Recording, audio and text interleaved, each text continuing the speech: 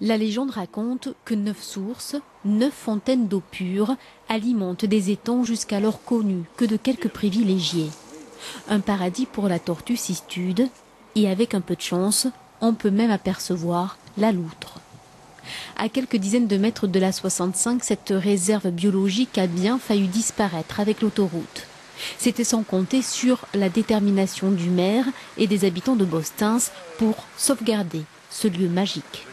On a un potentiel de biodiversité sur ce site et il est normal que des gens de l'extérieur, surtout de la ville, puissent en profiter. Il y a quelques années, la mairie a acquis 20 hectares de cette réserve et une ferme abandonnée sur le chemin de Saint-Jacques-de-Compostelle. Aujourd'hui, l'Ariel reprend vie. Les bâtiments ont été restaurés en gîte et une bergerie a été construite. Le gardien des lieux y élève 70 chèvres des Pyrénées et fabrique du fromage. En échange, le berger joue au guide et ouvre son activité aux visiteurs. Avec tous les gens qui arrivent à habiter dans les Landes, de plus en plus ils viennent voir et ils reviennent beaucoup de plus en plus à la ferme. J'ai beaucoup de clients des marchés qui viennent voir si vraiment j'ai des chèvres et si c'est vraiment moi qui fais le fromage.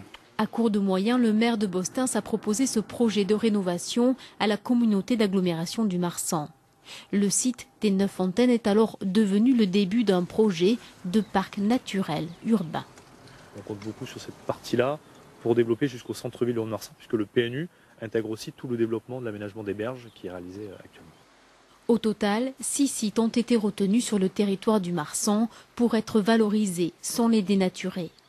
Un juste milieu entre protection de la nature et découverte de richesses insoupçonnées.